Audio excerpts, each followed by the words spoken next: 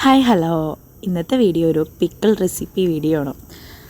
Pickle ലവേഴ്സിൻ്റെ എല്ലാം favourite പിക്കിളാണ് prawns pickle. അപ്പോൾ ഇന്നത്തെ വീഡിയോ പ്രോൺസ് പിക്കിളിൻ്റെയാണ്. പ്രോൺസിൻ്റെ കൂടെ കാന്താരിയും കൂടി ചേർത്തിട്ടാണ്. എൻ്റെ അമ്മ ഒരു രക്ഷയില്ലാത്തൊരു റെസിപ്പിയാണ്. അപ്പോൾ നമുക്ക് വീഡിയോയിലോട്ട് കിടക്കാം. Welcome back to my YouTube channel Krishna's fusion and feast. Pickle റെഡിയാക്കാനായിട്ട് ഞാൻ 3 കിലോ ചൂടൻ ചെമ്മീൻ്റെ മീറ്റാണ് എടുത്തേക്കുന്നത്.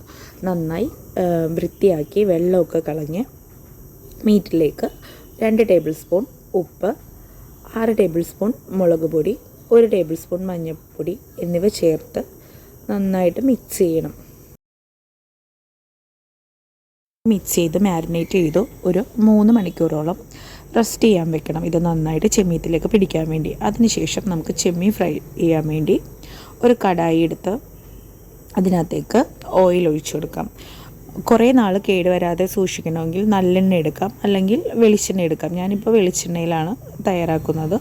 വെളിച്ചെണ്ണ ചൂടായി വരുമ്പോഴേക്കും അതിനകത്തേക്ക് ഞാൻ ഈ ചെമ്മീൻ 2 പോർഷനായിട്ടാണ് ഫ്രൈ ചെയ്യാനിടുന്നത്. ഒരു ഫസ്റ്റ് പോർഷൻ ഇട്ട് കൊടുക്കാം. വെള്ളമൊക്കെ പോയി ഫ്രൈ ചെയ്ത് ഈ ഒരു പരുവാകുമ്പോഴേക്കും നമുക്ക് ചെമ്മീൻ കോരി മാറ്റി അടുത്ത സെക്ഷൻ ഇട്ട് കൊടുക്കാം ഫ്രൈ ചെയ്യാൻ വേണ്ടിയിട്ട്. അപ്പോൾ എല്ലാവരും പ്രത്യേകം ശ്രദ്ധിക്കണം, ഈ ഒരു പരുവത്തിൽ തന്നെ നമ്മൾ കോരിയെടുത്ത് മാറ്റി വയ്ക്കണം. അധികം ഡീപ്പ് ഫ്രൈ ചെയ്തിട്ടുണ്ടെങ്കിൽ ഒരു കരിഞ്ഞൊരു ഫ്ലേവർ വരാനായിട്ട് ചാൻസ് ഉണ്ട്. അപ്പോൾ ഈ ഒരു പരുവത്തിൽ തന്നെ എല്ലാവരും വറുത്തെടുക്കണം. അതുപോലെ തന്നെ ഷാലോ ഫ്രൈ അല്ല ചെയ്യേണ്ടത്. ഈ ഒരു അത്യാവശ്യം ഒരു ഡീപ്പ് ഫ്രൈ ആ ഒരു ഇതിലാണ് എടുക്കേണ്ടത്. ശേഷം അടുത്ത സെക്ഷൻ ഇട്ട് കൊടുക്കാം. ഫസ്റ്റ് സെക്ഷൻ വറുത്തെടുത്ത പോലെ തന്നെ ഇതും വറുത്തെടുക്കണം. ശേഷം നമുക്ക് പിക്കിൾ ഉണ്ടാക്കാനായിട്ട് സ്റ്റാർട്ട് ചെയ്യാം. പിക്കിൾ ഉണ്ടാക്കാനായിട്ട് വേണ്ടിയുള്ള ഇൻഗ്രീഡിയൻസ്, മെയിൻ ഇൻഗ്രീഡിയൻ്റാണ് കാന്താരിമുളക്. ഒരു 100 ഗ്രാമോളം കാന്താരിമുളക് എടുത്തിട്ടുണ്ട്. അതുപോലെ 3 വലിയ വെളുത്തുള്ളി നന്നാക്കി പൊളിച്ചെടുത്തത്, ഒരു 50 ഗ്രാമോളം ഇഞ്ചി, കറിവേപ്പില, മുളക് പൊടി, മഞ്ഞൾപ്പൊടി, കടുക്, ഉലുവ, കായപ്പൊടി, ചൊറുക്ക, ഉപ്പ് എന്നിവയാണ് അച്ചാർ ഉണ്ടാക്കാൻ വേണ്ട ഇൻഗ്രീഡിയൻസ്.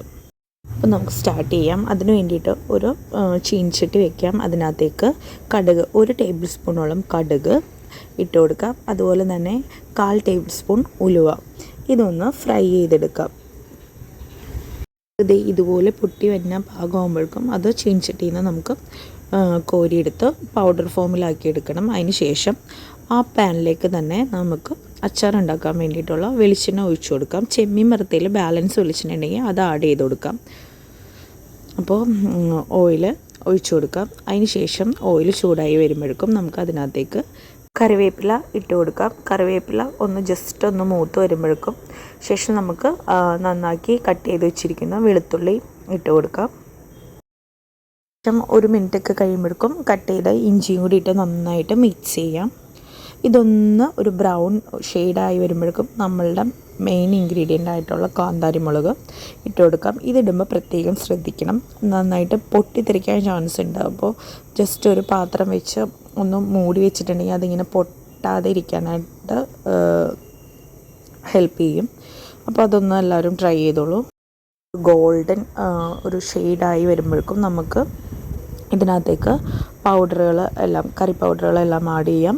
ഒരു 6 ടേബിൾ സ്പൂൺ കാശ്മീരി ചില്ലി, ഒരു 1/4 ടീസ്പൂൺ മഞ്ഞൾപ്പൊടിയാണ് ആഡ് ചെയ്തേക്കുന്നത്. അതൊന്ന് ജസ്റ്റ് നന്നായിട്ട് മൂപ്പിക്കുക. ഫ്ലെയിം കുറച്ച് വെച്ചിട്ടാണ്, അല്ലെങ്കിൽ കരിഞ്ഞു പോകാൻ ചാൻസ് ഉണ്ട്.